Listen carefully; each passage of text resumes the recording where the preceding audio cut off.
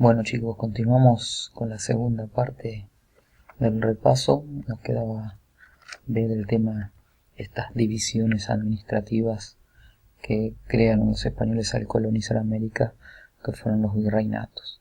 Bien, por un lado, bueno, recordemos que en los dos primeros siglos, más 2 siglos y medio de colonización española en América, dos fueron los virreinatos que se crearon: el virreinato de Nueva España y el virreinato del Perú. Como vemos, son territorios bastante grandes cuyas capitales eran México, Ciudad de México, y por otro lado Lima. Pero bueno, la segunda mitad del siglo XVIII, a partir de las reformas borbónicas, bien, los virreinatos, el territorio de aquellos virreinatos fue dividido, bien, y se crearon nuevos virreinatos. Al virreinato de Nueva España, el virreinato del Perú, se le agregaron el virreinato de Nueva Granada y el virreinato del Río de la Plata. O sea, si vemos, el virreinato del Perú, que abarcaba casi toda América del Sur, ahora fue dividido en tres virreinatos: virreinato de Nueva Granada, virreinato del Perú y virreinato del Río de la Plata, y dos capitanías generales: la Capitanía General de Venezuela y la Capitanía General de Chile. ¿Qué eran las capitanías generales? Las capitanías generales eran, o sea, al frente de cada capitanía estaba un capitán general, ¿no? Y eran lugares que estaban alejados de los centros de poder de los virreinatos, o sea, de las capitales de los virreinatos. Entonces eran territorios bastante militarizados, podemos decir, por parte de los españoles, para poder protegerlos, ¿sí? Sobre todo de alguna potencia extranjera que quiera invadirlos, ¿sí? o quitarles el territorio. Bueno, y el virreinato de Nueva España, bien, que mantuvo su capital México, pero que en lo que en el siglo XVI y XVII era todo el territorio, se crearon la Capitanía General de Cuba y la Capitanía General de Guatemala. Bien, entonces, como vemos, o sea, antes había, podemos decir, dos virreyes, y ahora América española fue dividida en 4 virreinatos. ¿Cuál era la intención de esto? Sobre todo, tener un mayor control, que la corona tenga un mayor control sobre el territorio. Pero bueno, como nosotros dijimos en clase, lo que nos interesa más es este virreinato, el virreinato del Río de la Plata. Bien, fundado, o sea, creado en el año 1776, bien, cuya capital era la ciudad de Buenos Aires, ¿sí? Aquí, que era una ciudad portuaria, que bueno, que antes funcionaba como un puerto clandestino de entrada y de salida de productos, ¿bien? Pero era un puerto bastante importante, sobre todo para, digamos, para la salida de la plata del Alto Perú, que salía por el puerto de Buenos Aires, y de ahí se iba y de ahí se iría a España. Bueno, como decía, ¿cuáles fueron los motivos? Tengo que recordar que nosotros analizamos cuáles fueron los motivos de la creación de este virreinato, que estaba dividido, recordemos, en 8 intendencias, ¿sí? Bueno, para este tema, para los motivos de la creación del virreinato, les recomiendo repasar el video que está aquí en el blog, ¿no? Pero rápidamente recordemos que dentro de esos motivos había una cuestión económica, ¿sí? Sobre todo en lo económico, Buenos Aires en aquel momento era una puerta más ventajosa para el ingreso de los productos importados que se dirigían al Perú, pero también para la salida, como les decía hoy, de la plata ¿sí? Que se extraía de las minas altoperuanas, o sea que era un puerto mucho más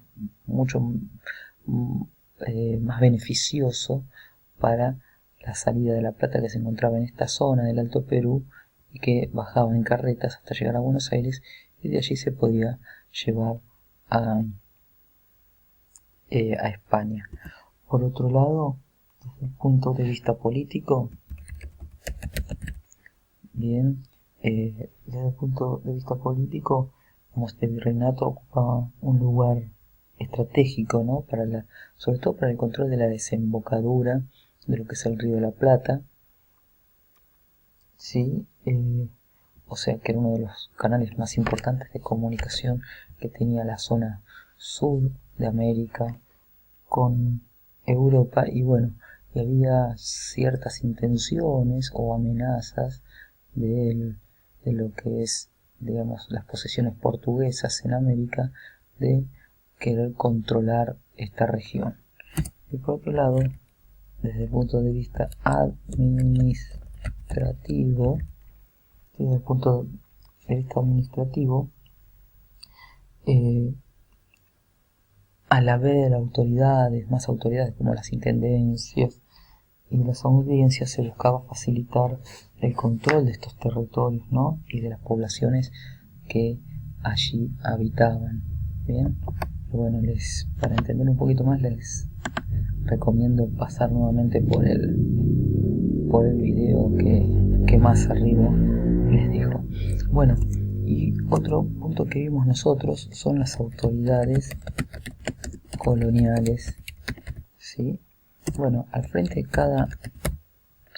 de cada virreinato, por supuesto, estaba el virrey, que residía en la capital del virreinato. El virrey era la máxima autoridad